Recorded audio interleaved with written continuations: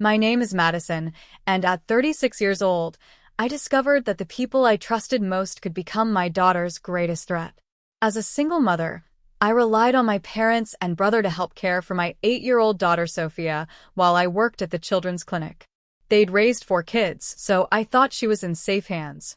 But one Saturday afternoon changed everything, shattering not just my daughter's leg, but my faith in family forever. Before I tell you what happened that day, please let me know where you're watching from. If you've ever had to protect your child from your own family, please subscribe and share your story. Growing up in my family meant learning to be tough. My parents, Dorothy and Frank, now 64 and 67, raised 4 children with what they called old-fashioned discipline. They believed that modern kids were too soft, too coddled, too quick to complain. In their house, you didn't go to the doctor unless you were practically dying. A broken finger? Tape it up. A deep cut? Butterfly bandage and move on. They wore their medical neglect like a badge of honor, constantly reminding us how they'd survived their own childhoods with even less care. My brother Marcus, 3 years older than me at 39, had internalized every bit of their philosophy. As a former high school football coach, he lived by the no pain, no gain mentality. His 2 sons, aged 11 and 13, played every rough sport imaginable, and he praised them for playing through injuries. He'd often boast about finishing a game with a separated shoulder or running drills on a sprained ankle. To him, pushing through pain wasn't just admirable, it was the only way to build character. I'd taken a different path. Working as a pediatric physician assistant had shown me the real consequences of untreated injuries in children. I'd seen growth plates damaged beyond repair, simple fractures becoming complex ones because of delayed treatment, and children developing chronic pain from injuries that were dismissed as nothing. My approach to parenting my daughter Sophia reflected everything I'd learned. I believed in validation, proper medical care, and gentle guidance. This fundamental difference created constant friction. Every family dinner included comments about my helicopter parenting and jokes about how I was raising a delicate princess. My mother would shake her head when I'd take Sophia to the doctor for strep throat instead of waiting it out. My father would lecture about how his generation survived without all these unnecessary medical visits. Marcus would chime in with stories about his boys' toughness, implicitly comparing them to my fragile daughter. The divorce 3 years ago had forced me to move back to my hometown. My ex-husband's gambling addiction and subsequent abandonment had left me struggling financially and emotionally. Despite my reservations about their parenting philosophy, I needed my family's help. They were free childcare, and working at the children's clinic meant unpredictable hours and emergency shifts. I convinced myself that their outdated ideas were harmless, that they'd never actually put Sophia at risk. Sophia was everything her grandparents didn't understand. At 8 years old, she was slight for her age, with a gentle soul that gravitated toward art and ballet rather than sports. She'd rather spend hours drawing than playing rough games. Her grandmother called her a delicate flower, but not in the affectionate way. It dripped with disappointment, as if Sophia's very nature was a personal failing. My daughter had started dreading visits to her grandparents. She'd ask why her cousins were praised for being tough while she was criticized for crying when hurt. She'd noticed how differently she was treated, how her tears were met with eye rolls while her cousins' achievements in sports earned celebration. Still, she loved them in the way children do, desperately seeking approval that never quite came. The arrangement seemed manageable at first. My parents watched Sophia 2 afternoons a week while I worked late shifts, and she stayed overnight with them 1 weekend a month when I had to cover the Saturday clinic. Each visit brought new criticisms of my parenting, new examples of how I was failing to prepare Sophia for the real world. I'd bite my tongue, reminding myself that soon I'd be financially stable enough to afford proper childcare.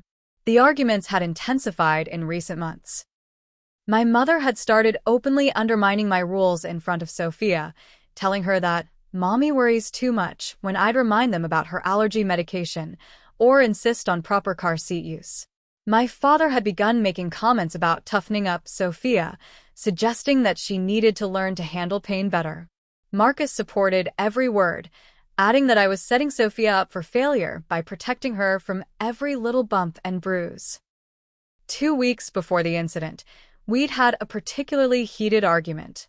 Sophia had come home from their house with a badly scraped knee that hadn't been cleaned or bandaged. When I'd asked about it, my mother had dismissed it as just a little fall that didn't need all that fuss. The wound was full of dirt and already showing signs of infection. As I carefully cleaned it, Sophia had whispered that Grandma had told her to stop crying about it, that she was being a baby. I'd confronted my mother the next day, but she'd turned it around on me. According to her, I was creating a hypochondriac, a child who'd run to the emergency room for every minor injury. She'd raised 4 healthy children without all this modern nonsense, and we'd turned out fine. The conversation had ended with her declaring that maybe Sophia shouldn't visit if I didn't trust their judgment. But I'd backed down. I needed them. The Saturday clinic shifts paid time and a half, money I desperately needed for Sophia's college fund and our eventual escape from this town. I told myself it was temporary, that I could protect Sophia by preparing her, by teaching her to advocate for herself. I gave her my cell phone number to memorize, told her she could always call me if she felt unsafe or hurt. Looking back, I see all the warning signs I ignored. The way they dismissed children's pain as weakness. The pride they took in medical neglect. The competitive dynamic Marcus created between Sophia and his boys. The subtle and not-so-subtle messages that suffering in silence was strength. I told myself they'd never let serious harm come to her, that their outdated ideas had limits. I was catastrophically wrong. Saturday, April 15th started like so many others. My alarm went off at 5:30 a.m., and I quietly prepared for what I expected to be a long day at the clinic. 3 pediatricians had called in with the flu, and the emergency department was already overwhelmed. I'd been asked to cover a 12-hour shift, 7 a.m. to 7 p.m., with the promise of overtime, pay I couldn't afford to refuse. Sophia was still sleepy when I woke her at 6:15, her dark hair tangled against the pillow. "Do I have to go to Grandma's?" she asked, rubbing her eyes. The resignation in her voice broke my heart a little.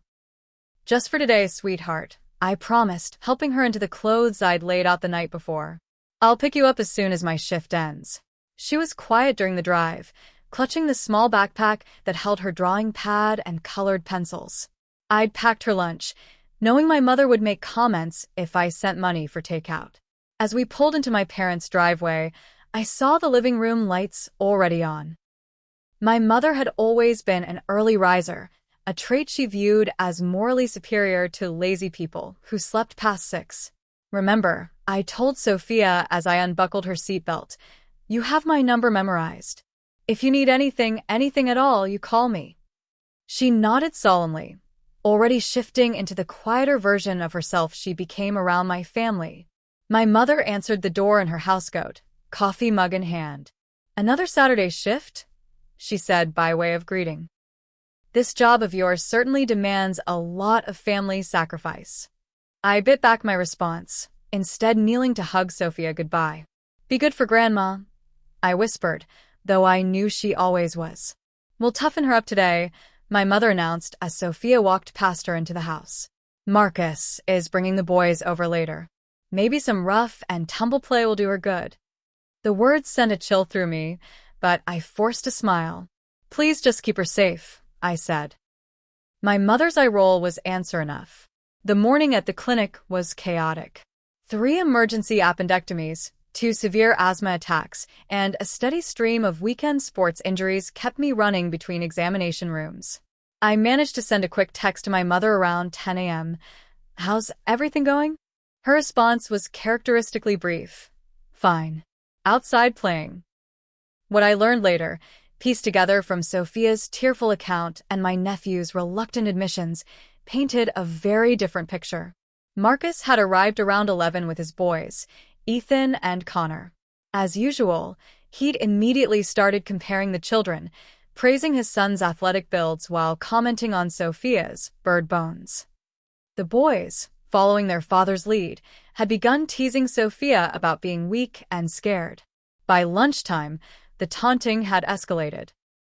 Sophia had tried to join her cousin's games, desperate to prove she wasn't the baby they claimed she was. They'd been playing an increasingly dangerous version of tag that involved climbing the old oak tree in my parents' backyard.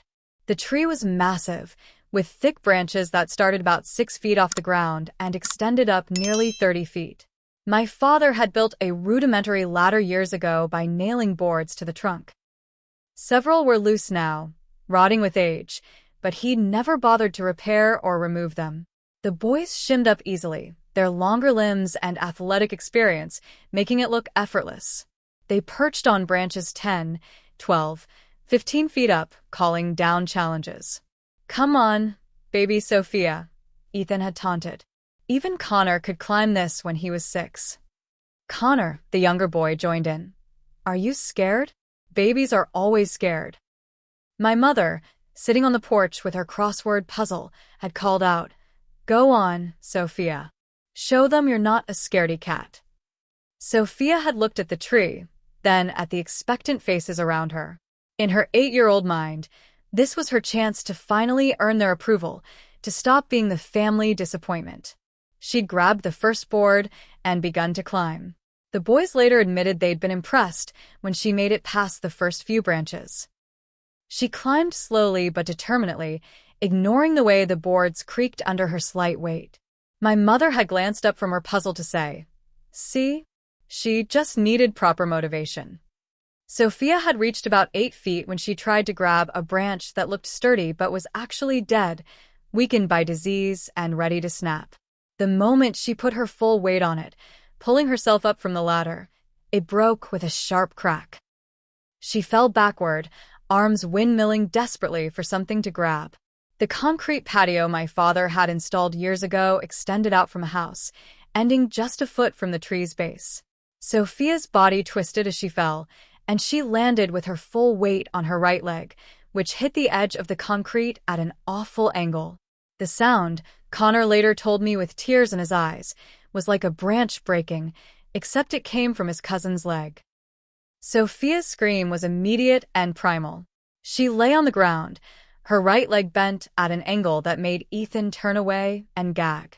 The bone hadn't broken through the skin, but the deformity was obvious to anyone who looked. Her foot pointed sideways, and the shin had a distinct bend where no joint existed. Marcus reached her first, having been refilling his beer on the patio. He took one look and called out, "Mom?" "Dad." Sophia fell. His voice, for all his tough talk, had a note of panic. But by the time my parents arrived, he'd already begun minimizing. She took a tumble from the tree. Probably just twisted it. My mother's assessment took less than 30 seconds. She glanced at Sophia writhing on the ground, noted the awkward angle of the leg, and made her pronouncement, "It's not that bad. We've seen worse." My father, following her lead, added, "The bone's not sticking out. When Marcus broke his arm, you could see the bone. This is just a bad twist." Sophia, through her tears and gasps of pain, managed to say, "It's broken. Please, it's broken." My mother's response set the tone for the hours of torture that followed. "Don't be dramatic. You don't know what broken feels like. This is what happens when you're not used to real play." Marcus, perhaps influenced by the initial panic he'd felt, seemed to need to double down on the denial. "She's right, Sophia. On the football field, we see real injuries. This is just a sprain. You need to stop screaming before you upset everyone." The irony of telling a child with a fractured leg not to upset the adults would have been laughable if it weren't so cruel. They carried her inside, my father gripping under her arms while Marcus took her legs. Sophia screamed again as her injured leg was jostled, the broken bones grinding against each other. "Stop the dramatics," my mother scolded. "You're scaring your cousins." The boys, indeed, looked terrified, but not of Sophia's screaming. They could see what the adults refused to acknowledge. Their cousin was seriously hurt. They placed her on the old brown couch in the living room, the one where I'd spent sick days as a child being told I wasn't really ill enough to miss school. Sophia lay there, tears streaming down her face, her leg already beginning to swell. The initial sharp angle had settled into an unnatural curve, the muscles trying desperately to hold the broken bones in place. "Now," my mother announced, as if about to impart great wisdom, "the best thing for a twist is to work it out. Try to straighten your leg, Sophia. The more you baby it, the worse it'll get." Sophia looked at her grandmother in disbelief. Even at 8, she knew that moving her leg was impossible. But the expectation in the adults' faces was clear. With tears streaming down her face, she tried to shift her leg slightly. The scream that followed made Connor start crying. "Connor, stop that," Marcus snapped at his younger son. "Don't encourage her. Sophia, you need to try harder. It only hurts because you're not used to being active." The criticism cut deep, as intended. Sophia, through her pain, tried again to move her leg. This time, she nearly passed out from the agony. My father, meanwhile, had gotten ice from the freezer. Not a proper ice pack, just a handful of cubes in a dish towel. He tossed it onto the couch beside Sophia. "Put this on it," he said gruffly. "And stop carrying on." When I broke 3 ribs falling off the barn, I finished my chores before going home. The afternoon that followed was a masterclass in cruelty, disguised as tough love. Every adult in that house participated in the systematic dismissal of a child's agony, each reinforcing the other's delusions that this was somehow character-building. What happened over the next several hours remains the most difficult part of this story to tell. Not because I don't remember, but because every detail is seared into my memory through Sophia's traumatized recounting and the shamefaced admissions of my nephews, who watched in horror as their cousin was tortured in the name of toughening up. After the initial assessment and ice pack throwing, my family seemed to settle into a routine of deliberate denial. Sophia lay on the couch, her legs swelling rapidly. Within an hour, her shin had doubled in size, the skin stretched tight and beginning to show a purple discoloration. The swelling extended from her ankle to her knee, and the bend in the middle of her shin became more pronounced as the muscles spasmed around the break. My mother returned to her crossword puzzle, occasionally glancing up to tell Sophia to quiet down when her whimpers grew too loud. My father had turned on a baseball game, volume high enough to drown out most of Sophia's sounds of distress. Marcus had gathered his boys to watch with them, using it as an opportunity to lecture about how real athletes played through pain. Around 3 p.m., approximately an hour after the fall, my mother decided it was time for Sophia to test the leg properly. "You can't just lie there all day," she announced, standing over the couch where my daughter lay pale and shaking. "The only way to know if it's serious is to put weight on it. Up you go." Sophia's eyes went wide. "Grandma, I can't. It hurts too much. Please, can we call Mommy?" This request was met with immediate dismissal. "Your mother would just panic and rush you to the emergency room for nothing. We're going to handle this sensibly. Now, sit up."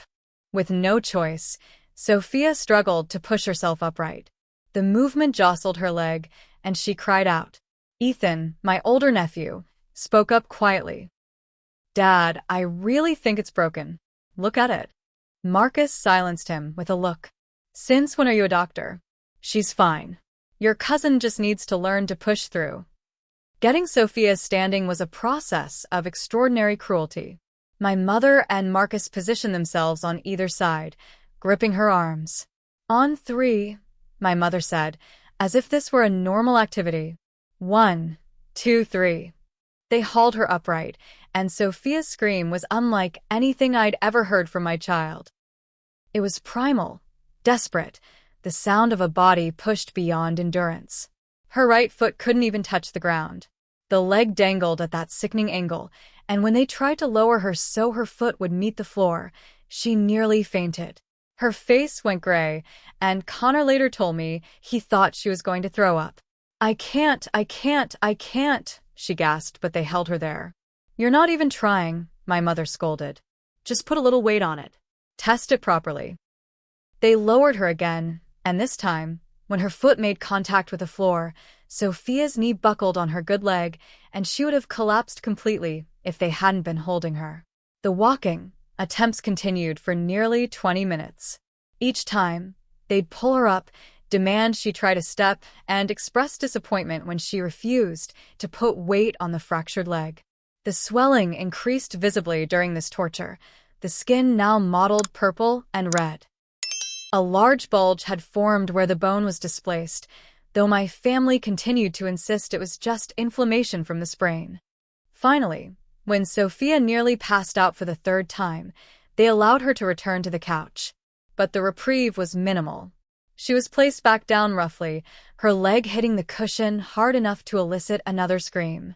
"For heaven's sake," my father muttered from his recliner. "The neighbors will think we're murdering someone." The ice pack had long since melted, leaving a wet spot on the couch that Sophia was now lying in. When she asked for more ice, my mother sighed dramatically. "This is exactly what I mean," she announced to the room. "One little bump, and she expects us to wait on her hand and foot. No wonder she's so delicate." No one offered Sophia water. No one brought her a pillow to elevate the leg. No one even adjusted her position to make her more comfortable. She lay there, tears rolling silently down her face, having learned that crying out only brought criticism. Around 4 p.m., Sophia quietly said she needed to use the bathroom. She'd been holding it as long as possible, knowing that moving would mean more pain. My mother's response was characteristic. "Well, if you really need to go, you'll find a way to get there." "But I can't walk," Sophia whispered. "My leg won't work." "Then I guess you don't really need to go that badly," my mother replied, returning to her puzzle.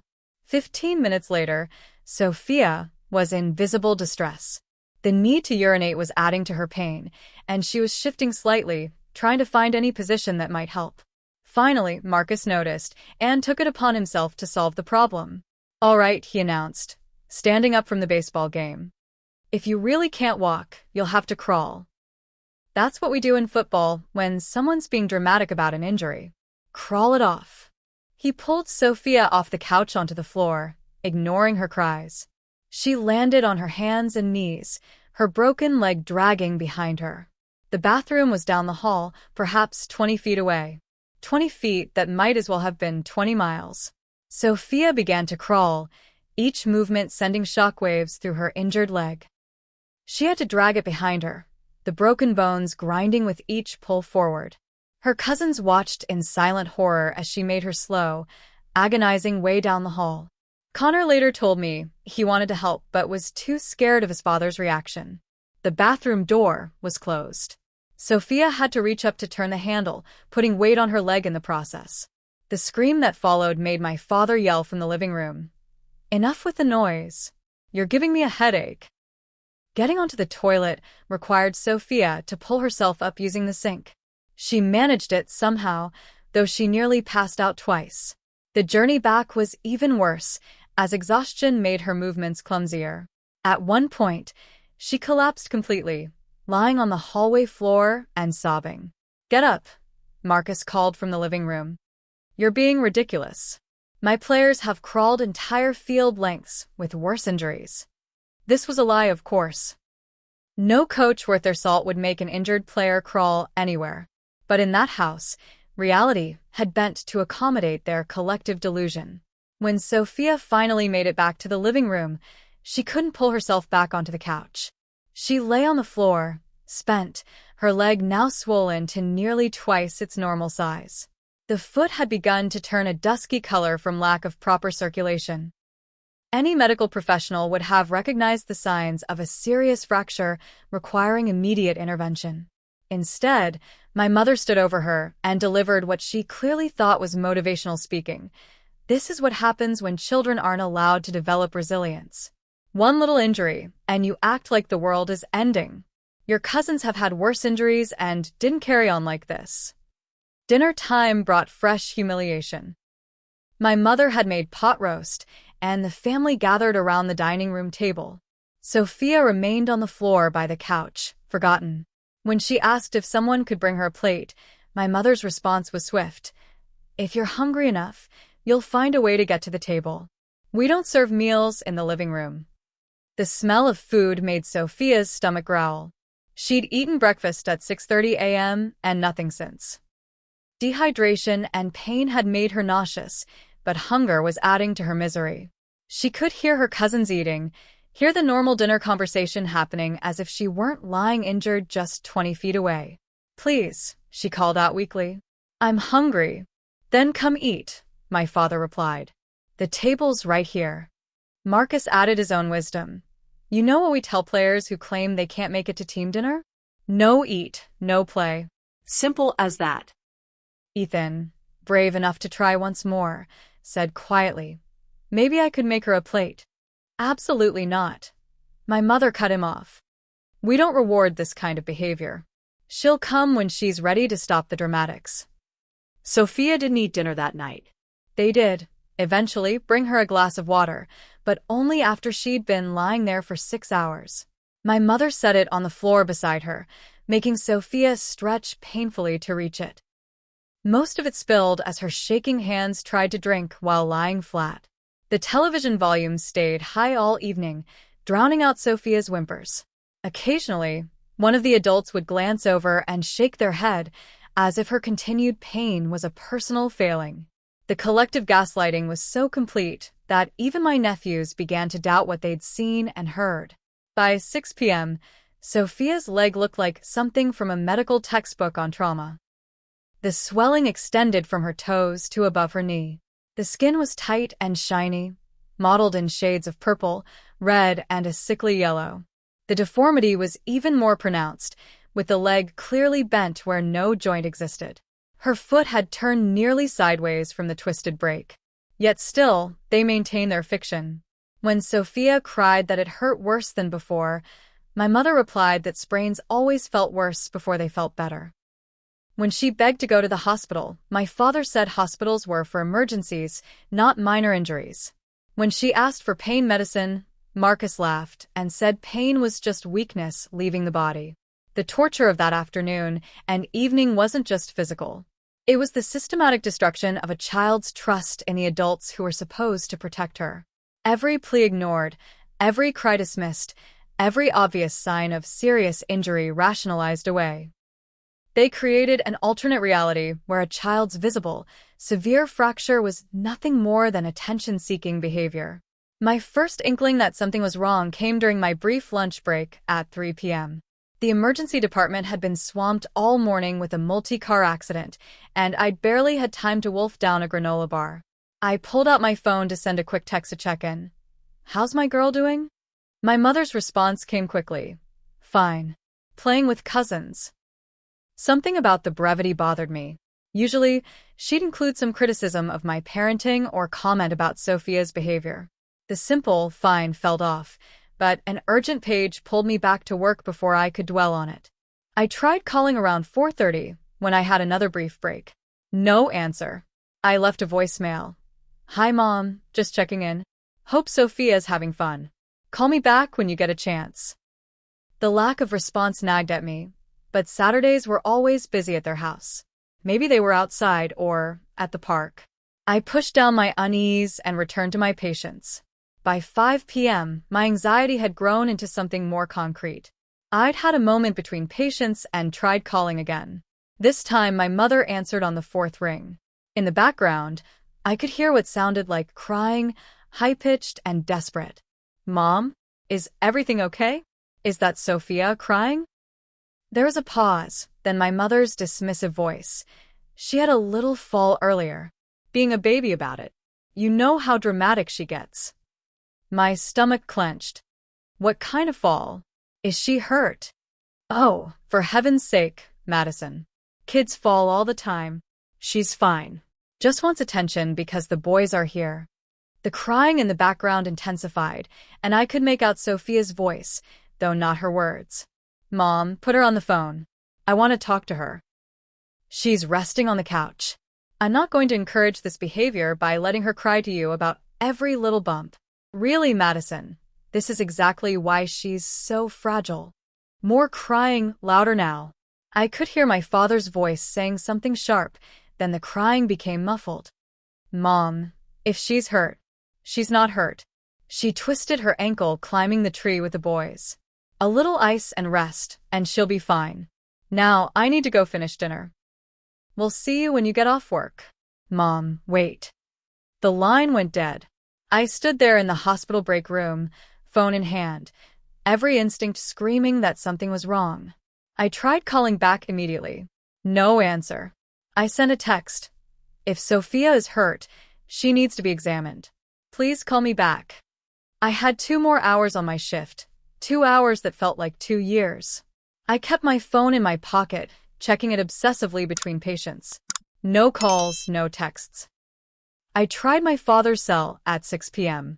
It rang once before going to voicemail, which meant he'd decline the call. At 6:30, I was suturing a child's chin when my phone vibrated. I couldn't answer, but saw it was from my parents' house. The moment I finished and stripped my gloves, I called back. My father answered, his voice already irritated. Madison, you need to stop calling. Everything's fine. Dad, I heard Sophia crying. What happened? Kids cry. She fell out of the tree and twisted her ankle. Your mother's right. You baby her too much. She needs to learn to handle little injuries without all this drama. In the background, I could hear it again, that desperate crying that every mother knows means real pain, not attention-seeking. Dad, please just let me talk to her. 5 seconds. No. We're not indulging this. She needs to learn. Dad, I'm coming to get her. Don't you dare leave work for this nonsense. We raised 4 kids. We know the difference between serious and drama. She's fine. If she's fine, why won't you let me talk to her? Because. He paused, and I heard muffled voices. Because we're handling it. You've made her soft, Madison. One little injury, and she acts like she's dying. Well, we're not playing along. She can get up and walk when she's ready to stop the theatrics. Walk. Wait, she can't walk? She won't walk. There's a difference. Now I'm done with this conversation. We'll see you at 7. He hung up. I stood there, mind racing. Can't walk. From a twisted ankle? I tried calling back, but it went straight to voicemail. They'd turned off the phones. It was 6:45. I had 15 minutes left on my shift, but every instinct was screaming at me to leave now. I was heading to find my supervisor when my phone rang. The number was my parents' house, but when I answered, I heard breathing, then a whispered, broken voice. Mommy? Sophia. Baby, what's wrong? Mommy, my leg is broken. It's broken and they won't take me to the hospital. It hurt so bad, Mommy. Please come get me. My world tilted. Sophia, sweetie, tell me what happened. I fell from the tree and my leg bent wrong and it's all big and purple and it looks wrong, Mommy. It looks all wrong and Grandma says I'm lying, but I'm not lying. It's broken. I know it's broken. She was crying so hard she could barely speak. In the background, I heard footsteps, then my mother's sharp voice. Sophia, who are you calling? Please come get me, Mommy, please. The line went dead. I ran. Literally ran through the hospital corridors to my supervisor's office. Dr. Kim took one look at my face and said, Go. Family emergency, my daughter's hurt. I think badly hurt, and my parents. Go, she repeated. Janet can cover. Go get your daughter. I don't remember the drive except in fragments. My hands shaking on the wheel. Calling repeatedly, getting no answer. Leaving a voicemail that I was coming and they better not move her. Praying to every deity I'd ever heard of that I was wrong, that it wasn't as bad as Sophia made it sound. The sun was setting as I drove, painting the sky blood red. Fitting, I thought grimly, because I was seeing red. My baby had called me, told me her leg was broken, begged me to come, and they'd hung up on her. They'd taken the phone from an injured child calling for help.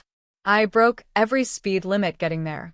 80 miles had never felt so far. I called the hospital, alerting them I might be bringing in a pediatric fracture. My colleague Sarah was working emergency. How bad? She asked. I don't know. She says it's broken. Says it's purple and swollen. My parents refused to bring her in. Jesus, Madison. How long ago did it happen? I calculated. If she fell around 2, and it was now past 7, 5 hours. Maybe more. Sarah's silence said everything. A fracture left untreated for 5 hours. especially if they'd been making her try to walk on it. Bring her straight in. I'll have ortho on standby. The last 20 minutes of the drive were the longest of my life. I'd stopped trying to call, focusing instead on getting there as fast as possible. Every scenario running through my head was worse than the last. Growth plate damage, compartment syndrome, permanent disability because my parents thought they knew better. I turned onto their street as the last light faded from the sky. Every window in the house was lit, throwing yellow squares onto the dark lawn. It looked so normal, so peaceful. No one would guess that inside, a child had been suffering for hours while adults who claimed to love her denied her reality. I pulled into the driveway so fast my tire squealed. Before the car fully stopped, I was out, running to the door. I tried the handle. Locked. Of course. They'd locked the door like they could lock out the consequences of their actions. I pounded on the door with both fists. Open this door right now. Open it, or I'm calling the police. Footsteps, slow and deliberate. The lock turning. Marcus opened the door, his face set in disapproval. You're overreacting, as usual. I shoved past him hard enough that he stumbled. Where is she? Where's Sophia? Madison, calm down. My mother started, rising from her chair. Then I saw her. My baby girl, lying on the floor beside the couch, her face streaked with tears, pale and shaking. And her leg. Oh, God, her leg. The sight of my daughter, lying on that floor, will haunt me forever. Sophia looked so small, so broken, curled on her side with her injured legs stretched out at an unnatural angle. Her face was gray with pain and exhaustion, dried tear tracks marking paths down her cheeks. But it was her leg that made me gasp and nearly vomit. The entire limb from mid-thigh to toes was swollen to nearly twice its normal size. The skin was stretched tight, mottled in shades of deep purple, angry red, and sickly yellow-green. Halfway down her shin, where no bend should exist, the leg curved outward. The foot hung at a wrong angle, toes pointing sideways. It looked like something from a horror movie, not something that should be attached to my 8-year-old daughter. Mommy, she whispered, and the relief in her voice broke my heart. You came. I dropped to my knees beside her, my hands hovering over her, afraid to touch and cause more pain. Oh, baby. Oh, my sweet girl. What did they do to you? Now, just a minute. My mother's voice cut through, sharp and defensive. We didn't do anything. She fell from the tree hours ago and has been milking it ever since. I looked up at my mother with more rage than I'd ever felt in my life. Milking it? Milking it? Look at her leg. Look at it. Don't be hysterical, my mother sniffed. It's swollen from the sprain, ice and elevation. It's broken, I screamed. Her leg is obviously, visibly broken. What is wrong with you? My father stood from his recliner, his face flushed. Don't you raise your voice in my house. We know the difference between a break and a sprain. We've raised 4. I don't give a damn how many kids you raise. I was shaking with fury. You left my daughter lying here for 5 hours with a fractured leg. You made her crawl to the bathroom. You denied her medical care. Marcus stepped forward, his coach voice in full effect. She's been dramatic all day. If it was really broken, she wouldn't be able to move it at all. She's been moving it. Moving it. I looked at Sophia, who shook her head weakly. Tell me the truth, baby. Did they make you move it? They made me try to walk, she whispered. It hurts so bad, Mommy. I screamed, but they said I was being a baby. They pulled me up and made me try to put weight on it. Her voice broke.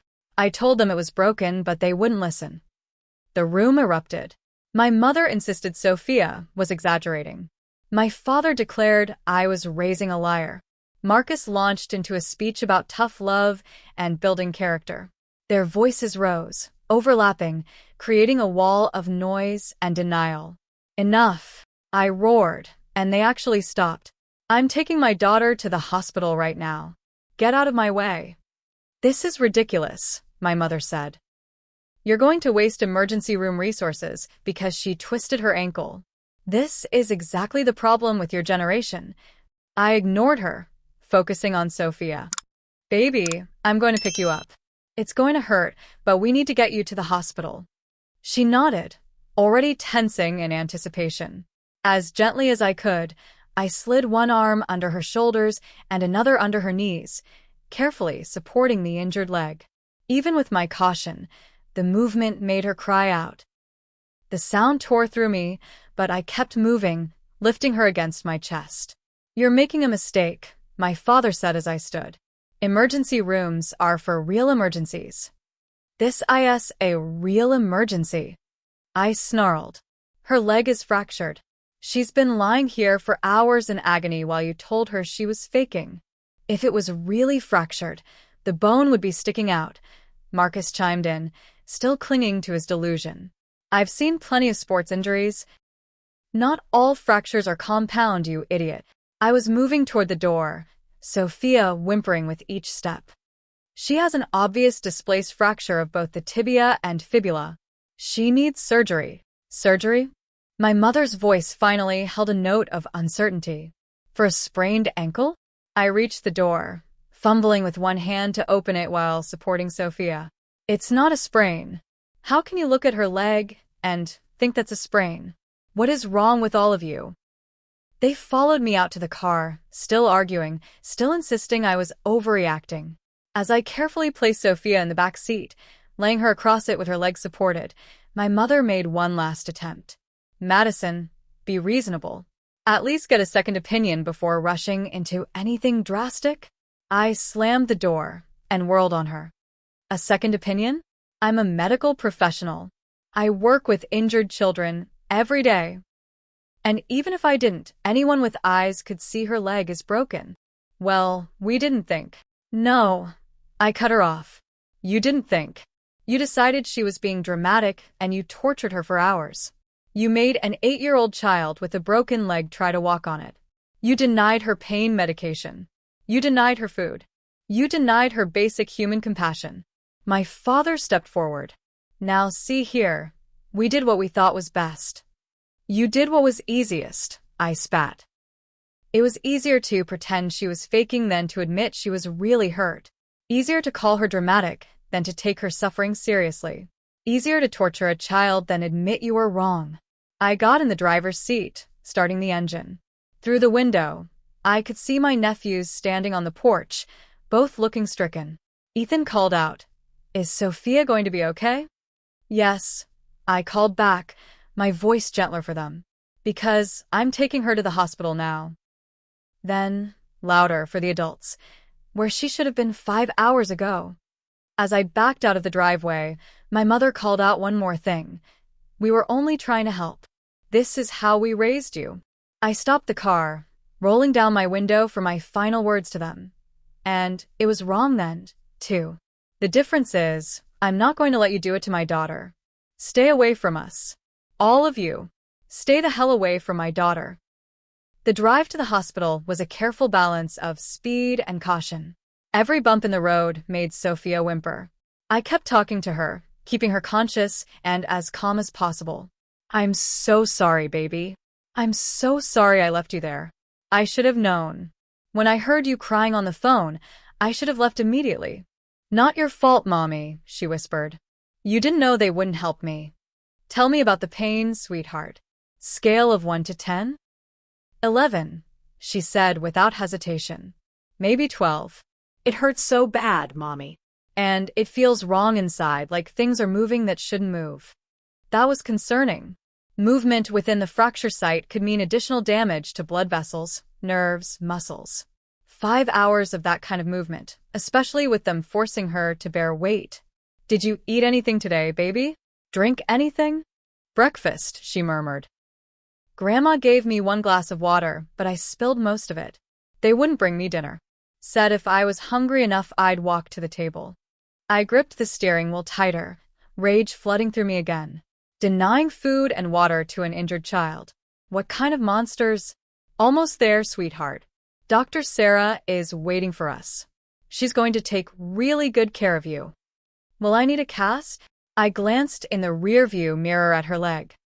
With that level of displacement, she'd need a lot more than a cast. "The doctors will fix your leg, baby." Whatever it takes to make it better. Grandma said hospitals are for babies, she whispered. Said I was being weak. Grandma was wrong, I said firmly. Hospitals are for people who are hurt or sick. Going to the doctor when you're injured isn't weak, it's smart. You were so brave today, trying to tell them you needed help. I'm proud of you for keeping trying even when they didn't listen. I thought maybe I was wrong, she admitted. Maybe it wasn't really broken. They were so sure. Your body was telling you the truth, sweetheart. When something hurts that badly, when your leg looks different and won't work right, that's your body saying I need help. You should always listen to your body, not to people who tell you your pain isn't real.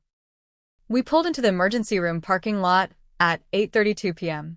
I'd called ahead again during the drive, and I could see Sarah waiting at the entrance with a wheelchair and an orderly. The moment I stopped, they were at the car. Sarah took one look at Sophia's leg, and her professional mask slipped. Jesus Christ, she breathed, then quickly recovered. Sophia, imdret Sarah. We're going to take really good care of you, okay? They transferred her to a gurney with practiced efficiency, but even their gentle handling made Sophia cry out. As we rushed through the emergency room doors, Sarah was already barking orders. Get me portable X-ray stat. Call ortho. Tell them we have a pediatric displaced tib-fib fracture, minimum 5 hours old. Get N4 started. She's going to need pain management yesterday. As they wheeled Sophia away, she reached for me. Don't leave me, Mommy. I'm right here, baby. I'm not going anywhere. I jogged alongside the gurney, holding her hand. I'm staying with you. Sarah glanced at me as we moved. 5 hours, Madison? Really? They said it was just a sprain. Made her try to walk on it. Denied her food and water. Left her lying on the floor. Who's they? My parents. And my brother. Sarah's expression darkened. We'll need to document everything. You know I have to. I know, I interrupted. Mandatory reporting. Do what you need to do. Just fix my baby first. As they prepared Sophia for x-rays as nurses started N4 and finally gave her pain medication, I stood by her side and made a promise to myself. Never again would I let anyone, family or not, dismiss her pain or deny her care. The people who were supposed to love and protect her had failed in the cruelest way possible. But I wouldn't fail her again. Ever. The x-rays confirmed what I'd known the moment I saw her leg. Sophia had sustained complete fractures of both the tibia and fibula with significant displacement. The orthopedic surgeon, Dr. Martinez, pulled me aside to show me the images, his expression grim. You see here, he pointed to the films, clean breaks through both bones. But look at this. He indicated several areas of additional damage. These secondary fracture lines? These weren't from the initial fall. These are from bearing weight on an already broken bone. The grinding and movement caused additional fractures. My stomach turned. They made her try to walk on it. Multiple times. Dr. Martinez's jaw tightened. I've been doing this for 20 years, and I still can't understand how adults can look at an injury like this and deny medical care. The swelling alone should have been a red flag. Any movement would have been excruciating. How bad is the damage? I asked, though I dreaded the answer. We're looking at a complex surgical repair. The good news is the growth plates appear intact, though there's some inflammation around them from the trauma. The bad news is the delayed treatment and additional damage means a longer recovery time and higher risk of complications. He explained the procedure: open reduction and internal fixation using plates and screws. The bones would need to be surgically realigned and held in place with hardware. What might have been a simpler fix 5 hours ago was now a complex operation. If they'd brought her in immediately, I had to ask. Possibly a closed reduction and casting. Maybe minor surgery. Certainly nothing this extensive. His voice held professional restraint, but I could hear the anger underneath. The forced ambulation caused significant additional trauma. While Sophia was being prepped for surgery, the hospital's social worker arrived. Janet Wheeler was a woman I'd worked with before on other cases, but I'd never imagined I'd be on this side of her clipboard. Madison, she said gently. I need to get a full account of what happened. I know this is difficult. I told her everything. The fall, the hours of denial, the forced walking attempts, the crawling to the bathroom, the withholding of food and water. She took notes, her expression growing more troubled with each detail. I'll need to interview Sophia when she's able, Janet said. And we'll need the names of everyone present. I provided the information, feeling like I was betraying my family even as I knew I was protecting my daughter. Janet must have seen something in my expression because she touched my arm gently. You're doing the right thing. This is medical neglect, Madison. You know that. I did know. I'd seen it before in my work, parents who delayed treatment out of ignorance or denial. But this felt different. This was deliberate, sustained cruelty disguised as tough love. The surgery took 3.5 hours. I paced the waiting room, fielding increasingly angry texts from my family. My mother had moved from denial to blame. You've blown this completely out of proportion. Now the whole family is upset. My father was more direct. I hope you're happy, destroying the family over nothing. Marcus sent the longest message. My boys are traumatized watching their cousin hauled away screaming. You've made us all look like abusers when we were just trying to teach her resilience. This is what's wrong with your generation, running to doctors for every little thing. Don't expect us to forgive this overreaction. I didn't respond to any of them. What was there to say? They still, even now, couldn't admit what they'd done. Dr. Martinez found me just after midnight. Surgery went well, he said, and I nearly collapsed with relief. We were able to realign the bones and secure them with plates and screws. There was more soft tissue damage than we'd hoped, but we repaired what we could. Will there be permanent damage? It's too early to say definitively. The good news is children heal remarkably well. With proper physical therapy and time, she should regain full function. But Madison. He paused, choosing his words carefully. The delay in treatment and the additional trauma from the forced weight-bearing did cause complications we wouldn't have seen otherwise. Her recovery will be longer and more difficult.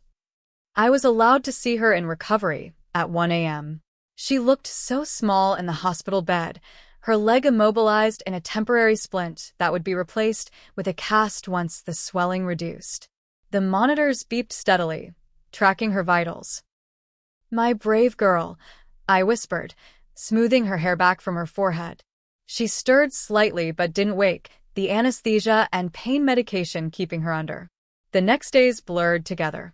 Sophia woke in significant pain despite the medication. The surgical site was extensive, and the nerve damage from hours of untreated fracture made pain management challenging. She required round-the-clock monitoring and multiple medication adjustments. The police arrived on day 2. 2 detectives interviewed me, then Sophia, when she was alert enough. Her account, told in a small, hesitant voice, was devastating in its simplicity. I told them it was broken. I begged them to call my mommy or take me to the doctor. But Grandma said I was lying and being a baby. Uncle Marcus said I needed to toughen up. They made me try to walk even though it hurt so bad. I thought I would throw up. When I couldn't, they got mad at me. The detective, a woman with kind eyes and graying hair, was gentle but thorough. Did anyone try to help you? Ethan said he thought it was broken, but his dad told him to be quiet. Connor looked scared. But nobody helped me. Not until Mommy came. Child Protective Services launched a formal investigation. My parents and Marcus were interviewed separately. According to the detective, they maintained their story. They genuinely believed it was just a sprain and were trying to teach Sophia resilience. The fact that 3 adults had looked at an obviously fractured leg and seen only a minor injury they claimed spoke to ignorance, not malice. But ignorance that profound, that sustained. In the face of a child's obvious agony, the investigators weren't buying it entirely. Your brother admitted to making her crawl to the bathroom, the detective told me. Your mother admitted to denying her food because she wouldn't walk to the table. Your father admitted to turning up the TV to drown out her crying. These aren't the actions of concerned caregivers who simply misunderstood an injury's severity. The hospital documented everything meticulously. Photographs of Sophia's leg from every angle, showing the swelling, the deformity, the bruising pattern consistent with repeated attempts to bear weight. The surgical reports detailing the additional fractures caused by post-injury trauma. The pain scale ratings off the charts for a child her age. My colleagues were professionally supportive, but personally outraged. Sarah pulled me aside one day. If this had been any other family, we'd have called CPS immediately. The delay in treatment, the forced ambulation, the neglect. Madison, this is one of the clearer cases of medical neglect I've seen. But because they were my family, because they were upstanding citizens with no prior reports, the legal consequences were limited. CPS substantiated the neglect claim but classified it as isolated incident rather than pattern behavior. They were required to take parenting classes focused on recognizing and responding to childhood injuries. A protective order was put in place preventing them from being alone with Sophia. It felt like a slap on the wrist for torture. My extended family exploded. I was bombarded with calls, texts, emails from aunts, uncles, cousins I hadn't heard from in years. The narrative had already been set. I was the hysterical mother who'd overreacted to a minor injury and destroyed the family. Only one voice of support came through. My cousin Lisa called late one night, speaking quietly as if afraid of being overheard. Madison, I need you to know, they did something similar to my Jenny when she was 6. Nursemaid's elbow that they said was nothing. Made her use the arm for 2 days before I found out and took her to urgent care. I was young and scared, and I let them convince me I'd overreacted. I'm so sorry I didn't warn you. Why didn't you say anything? Because that's what this family does. We don't talk about the ugly things. We pretend they didn't happen. But seeing what they did to Sophia, I can't pretend anymore. Sophia spent a week in the hospital. The physical therapy team worked with her daily, preparing us both for the long road ahead. The cast she'd wear for 8 weeks was purple, her choice, trying to find something positive in the nightmare. But the psychological damage was harder to address. Sophia had nightmares about being hurt, and no one believing her. She became anxious about any physical activity, terrified of getting hurt again. Not because of the pain, but because she'd internalized the message that her pain might not be believed. The child psychologist the hospital assigned was excellent. Dr. Patel worked with Sophia on understanding that the adults had been wrong, that her pain was real and valid, that speaking up about being hurt was the right thing to do. Sometimes, Dr. Patel told me, the deepest trauma isn't from the injury itself, but from having our reality denied by people we trust. Sophia learned that day that the adults who were supposed to protect her could look at her obvious suffering and call her a liar. That's a profound betrayal. My phone rang constantly those first days. When I finally listened to the voicemails, they ranged from my mother's wounded, "How could you do this to your family?" to Marcus's angry, "You've traumatized my boys with your dramatics," to my father's cold, "You're no longer welcome in this house." Not one of them asked how Sophia was doing. Not one expressed concern for her pain or recovery. The entire focus was on how I'd wronged them by seeking medical care for my injured child. The final documentation from the hospital was damning. Social Services report concluded, child suffered displaced fractures of tibia and fibula after fall from approximately 8 feet. Caregivers failed to seek medical attention for over 5 hours despite obvious deformity, severe swelling, and child's repeated requests for medical care. Caregivers forced child to attempt ambulation multiple times, causing additional fractures and soft tissue damage. Child was denied food, water, and pain relief during this time. Surgical intervention was required due to complexity of fractures exacerbated by delayed treatment and additional trauma. Prognosis good, but recovery time extended due to neglect. Extended due to neglect. Those 3 words encompassed so much suffering that could have been avoided. The first weeks after surgery were the hardest. Sophia struggled with pain that seemed disproportionate to what should have been a healing surgical site. It wasn't until a follow-up with Dr. Martinez that we understood why. The repeated trauma to the fracture site had caused extensive nerve irritation. Every movement, every slight bump, sent shooting pains through her leg. It's like her nervous system is on high alert, he explained. The prolonged trauma without treatment created a pain pattern that's going to take time to resolve. Think of it as her nerves remembering the injury and overreacting to protect her. Physical therapy was torture at first. Sophia, who had been brave through so much, would cry before sessions even started. Kelly, her physical therapist, was endlessly patient, working to rebuild not just strength and mobility but trust. "Your body is telling you it's scared," Kelly would say gently. "That's okay. We're going to show it that movement can be safe again." I took extended leave from work, using every sick day and vacation day I'd accumulated. My supervisor was understanding, even helping me apply for FMLA coverage. "Take care of your daughter," Dr. Kim said firmly. "The job will be here when you're ready." 2 weeks post-surgery, I made the decision that had been building since that night. We were moving. Not just to a different house, but to a different city, a different life. Somewhere Sophia could heal without the shadow of what happened hanging over us. I found a position at a children's hospital 2 hours away, in a city where we knew no one but could start fresh. The hiring manager was impressed by my experience and, reading between the lines of my reason for relocating, fast-tracked my application. "We value nurses who understand trauma-informed care," she said meaningfully. "Both for our patients and their families." Telling Sophia about the move was easier than expected. When I mentioned we'd be living somewhere new, away from Grandma and Grandpa, her whole body relaxed. "We don't have to see them anymore?" she asked, hope in her voice. "Not if you don't want to. This is about keeping you safe and helping you heal." "Good," she said firmly. "They didn't believe me when I was hurt. That's not what families do." From the mouths of babes. The extended family harassment intensified when word got out about our move. Apparently, removing myself from their sphere of influence was the ultimate betrayal. Aunt Helen left a voicemail saying I was tearing the family apart over a misunderstanding. Uncle Ray sent a long email about how families forgive each other, and I was being vindictive. Only Lisa reached out with support.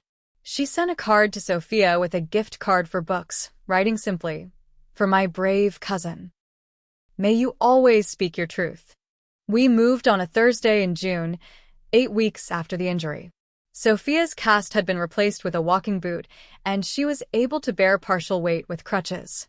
As we drove away from the only home she'd known, I watched her in the rearview mirror. Instead of sadness, I saw relief.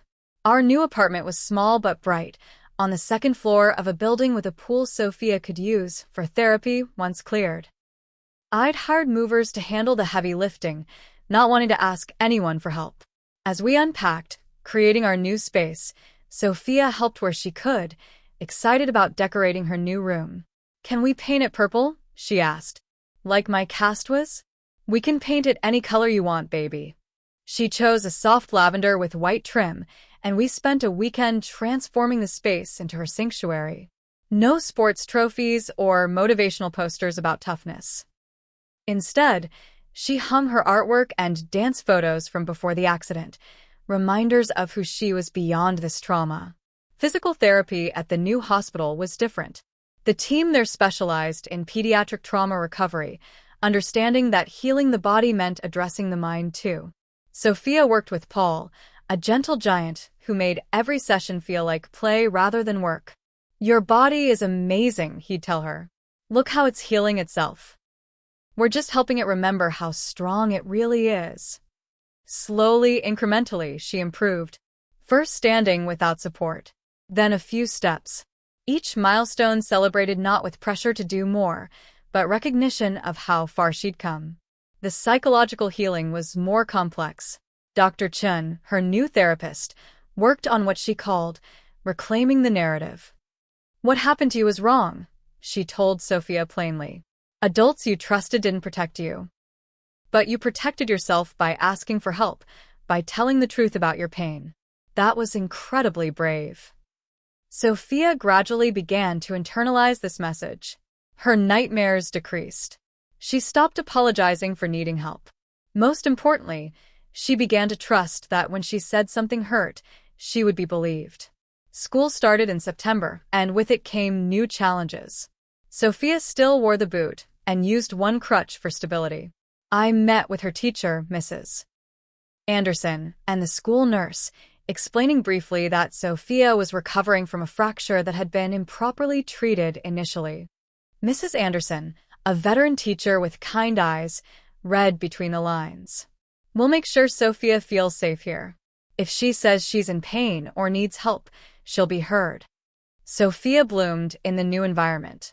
Away from the constant comparisons to her athletic cousins, free from the pressure to be tougher, she rediscovered her love of art and reading. She made friends with quiet kids like herself, kids who understood that strength came in many forms. By November, she was walking without assistance, though she still tired easily. The limp Dr. Martinez had warned might persist was barely noticeable. Physical therapy dropped to twice a week, then once. Each session showed improvement in strength, flexibility, and confidence. The legal proceedings concluded quietly.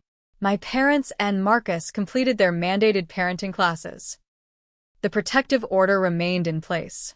CPS closed the case with a finding of substantiated neglect but no ongoing risk since Sophia was no longer in their care. It felt anticlimactic after everything she'd endured. They never apologized.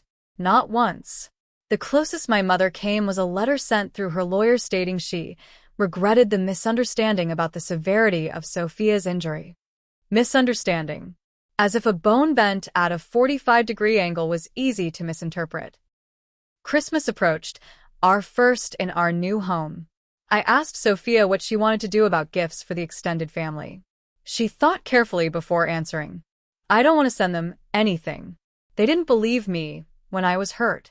They made me crawl when my leg was broken. That's not love, Mommy. Love believes you when you're in pain. 8 years old, and she understood what 3 grown adults couldn't. We created new traditions. A small tree decorated with ornaments we made together. Cookies for the neighbors who'd welcomed us warmly. Volunteering at the hospital's holiday party for pediatric patients, Sophia handing out gifts from her wheelchair, understanding their pain in a way she wished she didn't. 1 year post-injury, we returned to Dr. Martinez for a final follow-up. The X-rays showed complete healing, the hardware holding everything perfectly in place. Sophia demonstrated her range of motion, walking, jumping, even doing a careful pirouette. Remarkable, Dr. Martinez said. Considering the initial damage and delayed treatment, this is an excellent outcome. She may need the hardware removed eventually, but functionally, she's recovered fully. Sophia beamed at the praise, then asked the question she'd been holding. Can I start ballet again? I don't see why not. Start slow, listen to your body, but yes, you can dance again. In the car afterward, Sophia was quiet. Then, Mommy, I'm glad my leg healed, but I'm more glad that you believed me, that you came and got me even when they said I was lying. I will always believe you, I told her firmly. When you hurt, when you're scared, when you need help, I will always believe you. That's what real family does, she said simply. Yes. That's what real family does. We enrolled her in a ballet class for beginners, letting her rebuild her strength and confidence slowly. Watching her at the bar, carefully working through positions, I saw not just physical healing but emotional recovery. She trusted her body again. More importantly, she trusted that if her body told her something was wrong, she had adults who would listen. The family I'd grown up in still existed, frozen in their denial and blame. Occasionally, word would filter through about their version of events. Poor Madison, always so dramatic, destroying the family over a twisted ankle, making them all look like monsters when they were just trying to help. Some of them probably even believed it. But we'd built something new. A family of 2, plus the chosen family we'd gathered. Sarah, who called regularly to check on us. Kelly and Paul from PT, who sent Christmas cards. Mrs. Anderson, who made sure Sophia never felt less than for needing accommodations. Dr. Chen, who gave Sophia tools to navigate a world that didn't always believe children's pain. 2 years later, as I write this, Sophia is 10. She dances 3 times a week, plays violin in the school orchestra, and creates art that takes my breath away. The hardware in her leg only bothers her on very cold days, a weather predictor she jokes about. The scars have faded to thin white lines. The deeper scars, the ones you can't see, have faded too. She speaks up for herself now, advocates for her needs without apology. When a substitute teacher once dismissed her request for a break during a long testing session, saying she was too young to have real pain, Sophia calmly replied, "My pain is real whether you believe it or not. I'm taking my break." She came home and told me about it, proud of standing her ground. I remembered what Dr. Chen taught me. My body, my pain, my truth. Last month, we received a final communication from my family. My father had died suddenly of a heart attack. The funeral announcement came through Lisa, who gently asked if we wanted to attend. I left the decision to Sophia, now old enough to choose. She considered it seriously before deciding. "I'm sorry Grandpa died. But he never said sorry for not believing me. Going there won't change that." Then, with wisdom beyond her years, "I can be sad he's gone and still remember that he hurt me." Both things can be true. We didn't attend. Instead, we spent that day at the park where Sophia had recently conquered the monkey bars for the first time since her injury. Watching her swing hand over hand, strong and confident, I thought about healing. How it's not a straight line. How it's not about forgetting, but about moving forward despite remembering. That night, as I tucked Sophia into bed, she asked, "Do you think they ever felt bad about what they did?" I chose honesty. "I don't know, baby. I hope so. But whether they did or not doesn't change your truth. What happened was wrong. You deserve to be believed and protected."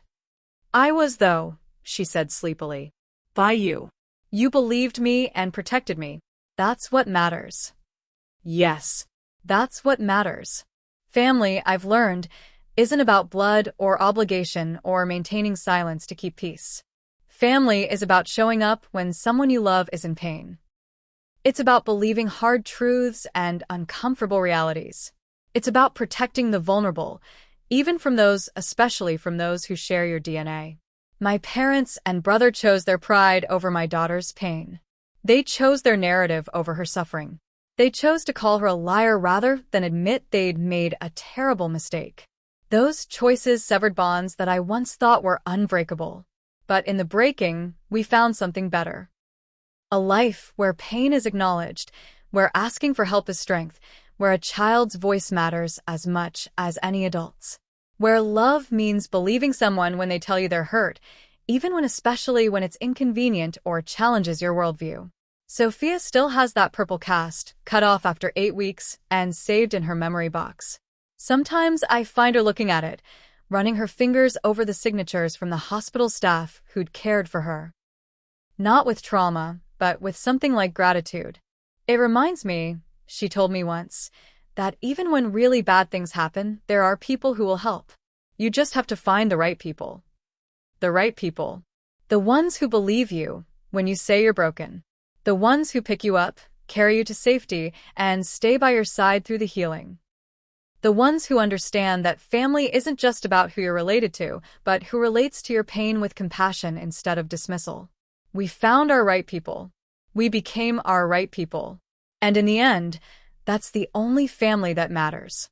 To anyone watching who's been told their pain isn't real, who's been called dramatic for seeking help, who's been failed by people who should have protected them, your pain matters. Your truth matters. You deserve to be believed. And to parents, grandparents, caregivers everywhere, when a child tells you they're hurt, believe them. When they ask for help, provide it. When they cry in pain, comfort them. It's not complicated. It's not weakness. It's love. That's all. It's just love. If this story resonated with you, if you've ever had to stand up to family to protect your child, or if you've been that child whose pain was dismissed, please share your experience in the comments. How did you find your voice? How did you learn to trust again? Let's create a community where pain is believed and healing is supported. Please like this video if it touched you, subscribe to hear more stories of resilience and recovery, and share it with anyone who needs to hear that their pain matters. Thank you for listening to our journey. May you always find people who believe you when you say you're hurt, and may you always be that person for others.